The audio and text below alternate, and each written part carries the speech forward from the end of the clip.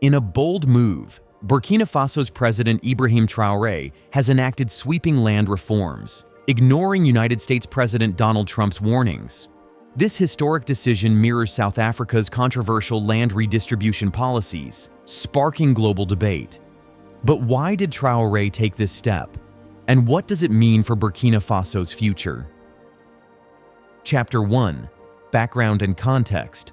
Burkina Faso, a West African nation long overshadowed by political instability and foreign influence, is now at the center of an international debate. President Ibrahim Traoré, a military leader who seized power in 2022, has positioned himself as a champion of African independence, determined to free his nation from the grips of neocolonialism. His latest move, sweeping land reforms, has sent shockwaves through global corridors of power. To truly grasp the importance of Traoré's land reform, it's essential to understand the key players and their interests in this global debate. The United States, particularly under Donald Trump's leadership, has strongly opposed land expropriation policies. Trump was especially vocal when South Africa attempted to redistribute land from white farmers to the black majority, claiming it was a dangerous move that could destabilize the economy. Western powers, including the United States and Europe, have historically resisted such reforms, fearing that they could weaken private property rights and harm foreign investments. South Africa, still dealing with the deep scars of apartheid, has been trying to fix historical injustices without collapsing its economy. Land reform has been slow, but the government believes it is necessary for long-term equality and national stability. However, opposition from wealthy landowners and legal challenges have made the process difficult. Zimbabwe offers a cautionary example. Under Robert Mugabe, land was taken from white farmers and given to black Zimbabweans. But poor planning led to economic disaster. Agricultural production crashed, and Western countries imposed sanctions, leaving Zimbabwe in financial ruin. Now Burkina Faso is stepping into the same debate, hoping to learn from past mistakes while asserting its sovereignty. Chapter 2: The Battle for Africa's Land. Donald Trump has never been one to stay silent when it comes to Africa, especially when Western economic interests are at stake. During his time as president and now, he has always opposed land expropriation policies, particularly in South Africa, where the government wanted to give land from white farmers to black citizens. Trump framed his opposition as a defense of these farmers, claiming they were being unfairly targeted. However, critics argued that his stance ignored the deeper issue: the need to correct decades of land inequality caused by colonialism and apartheid. Trump escalated tensions further when he announced an aid freeze on South Africa, justifying the move by accusing the country of violating property rights with its new land law. His administration also linked the aid cut to South Africa's decision to bring a case against Israel at the International Court of Justice, accusing the country of genocide. This unprecedented move showed that the U.S. was not just concerned with land reform, but also punishing South Africa for its geopolitical stance. South Africa's Ministry of International Relations and Cooperation swiftly pushed back, stating that Trump's position failed to acknowledge the country's painful history of colonialism and apartheid. For decades, land ownership has been one of South Africa's most contentious issues, even after apartheid ended. Most private farmland remained in the hands of white citizens. Now, 30 years later, the government was making a serious attempt to redistribute land more equitably. The new law, signed last month, allows expropriation without compensation only under specific conditions, such as when land is abandoned or poses a risk to people. Despite these safeguards, Trump and his allies painted the reform as outright land confiscation, fueling misinformation. Adding fuel to the fire, Trump's close advisor Elon Musk, who was born in South Africa, publicly criticized President Cyril Ramaphosa's government, posting on X. Musk questioned why South Africa had openly racist ownership laws, implying that the land reform was an attack on white farmers. Ramaphosa did not directly respond, but had previously defended the policy, arguing that it was necessary to ensure fair access to land for all citizens, in an attempt to defuse tensions. He later reached out to Musk by phone, reiterating that South Africa remained committed to fairness, justice, and the rule of law. Trump's executive order went even further by proposing the resettlement of white South African farmers as refugees in the United States. The White House announced that these farmers would be prioritized for humanitarian relief under the United States Refugee Admissions Program. This move played directly into the long-standing narrative pushed by right-wing activists, both in South Africa and the West, who have claimed that white farmers are being unfairly targeted, even though no large-scale land confiscations had occurred. Trump's hostility toward South Africa's land reforms set the stage for a larger battle over land rights in Africa. His stance sent a clear message: any move toward large-scale land redistribution in Africa would not be tolerated by Western powers. This was not just about South Africa. It was a signal to other African nations that any attempt to reclaim land from foreign or elite ownership could come with serious consequences. Despite these warnings, Captain Ibrahim Traoré has refused to back down. His new land reform law makes all land in Burkina Faso state-owned, effectively ending private land ownership. Instead, land will be distributed through a long-term lease system, meaning that no foreign corporation or individual can purchase land outright. This radical policy is designed to prevent the unchecked exploitation of Burkina Faso's resources, a common issue in many African nations where multinational companies profit while locals remain impoverished. Traoré's defiance is a bold step, but it comes with significant risks. Western countries could respond with sanctions, diplomatic isolation, or economic pressure. The United States, already taking an aggressive stance against South Africa, might extend its scrutiny to Burkina Faso. Trump had already claimed that South Africa's leadership was engaging in terrible things, horrible things. And there is little doubt that similar accusations could be leveled at Traoré's government. However, for Traoré, the chance to reclaim African land and control its resources outweighs the dangers of angering Washington. By following a path similar to South Africa, he is positioning Burkina Faso as a sovereign nation willing to break free from the chains of economic dependency. But in a world where land means power, and power invites conflict, will Traoré's defiance spark a new era of African self-determination, or a battle he cannot afford to fight? Chapter 3: Learning from the Past. South Africa's land reform efforts serve as both an inspiration and a warning for Burkina Faso.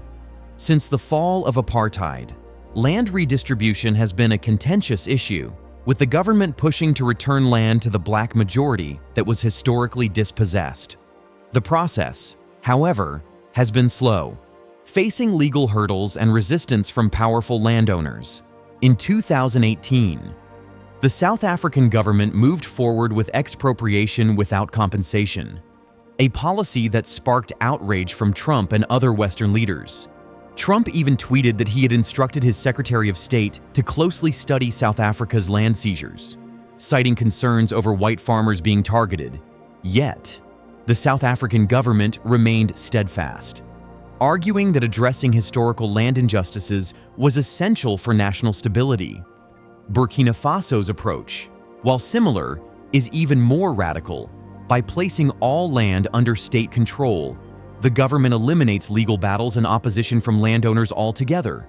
This aggressive model aims to prevent corporate land grabs, but it also raises questions about state overreach and potential corruption. Will Traoré's government manage this newfound power responsibly? Or will Burkina Faso suffer the same economic setbacks as Zimbabwe? Are you confused? What is the connection here?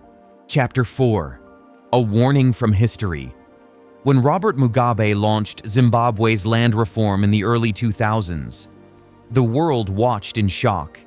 Once thriving farms fell into ruin, food production plummeted, and the economy collapsed.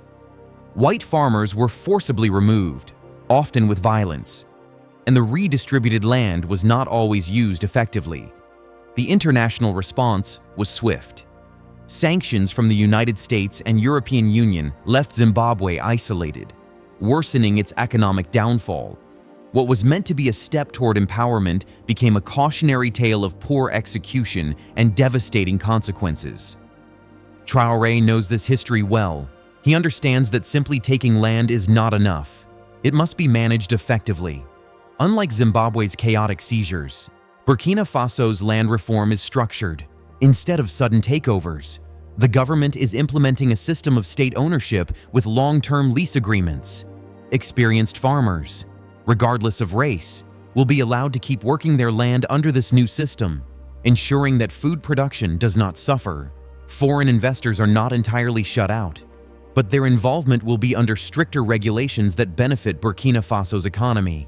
Still, the risks are real. If Traoré's government fails to maintain agricultural productivity, Western nations could retaliate with sanctions, just as they did with Zimbabwe. The key difference lies in execution. Can Burkina Faso succeed where Zimbabwe failed? Will Traoré strike the balance between reclaiming land and keeping the economy stable? Let's see what the world thinks. Chapter 5. A divided world. Within Africa, many leaders have hailed it as a victory against neocolonialism, a necessary step in reclaiming the continent's resources. Pan-African movements have rallied behind Burkina Faso, arguing that Western interference in land policies is a direct attempt to maintain control over African economies. Western nations, however, view this move as a threat to stability. The fear is not just about Burkina Faso. It's about the precedent it sets. If other African nations follow suit, foreign corporations and governments could lose billions in investments. The United States government has already hinted at potential economic consequences, while European stakeholders are reassessing their involvement in Burkina Faso's agricultural sector. Meanwhile, China and Russia, always alert to shifts in global power, see an opportunity in Burkina Faso's defiance. As the West pulls back, cutting aid and isolating the country diplomatically, a power vacuum emerges, one that Beijing and Moscow are more than willing to fill. Both nations have spent years expanding their influence in Africa, offering financial aid, military support, and infrastructure projects without the political conditions demanded by Western powers. For China, Burkina Faso represents another link in its Belt and Road Initiative, a chance to secure valuable resources and expand its economic reach.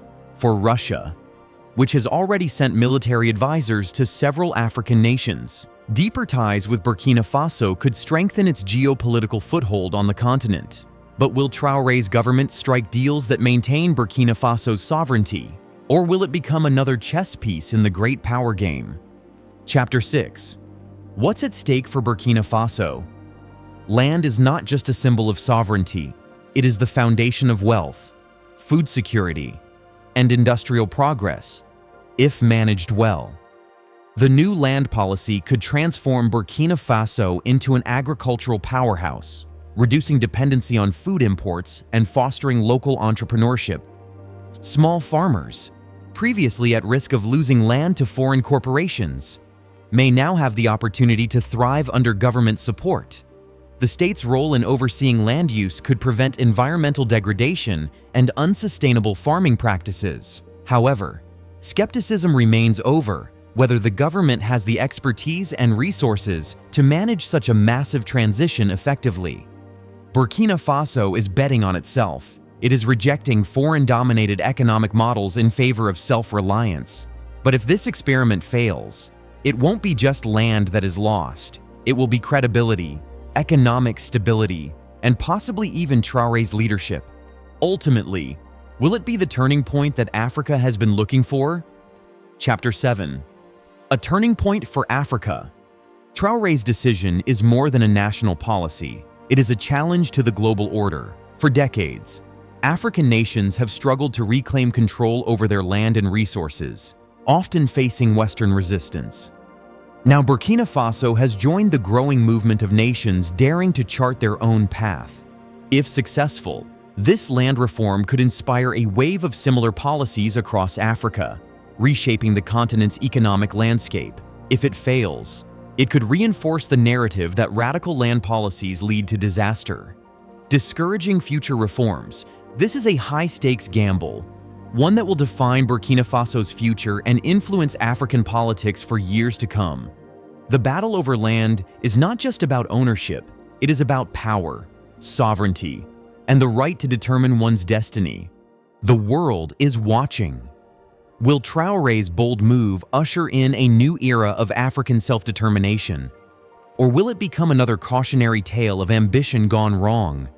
The answer lies in the soil of Burkina Faso,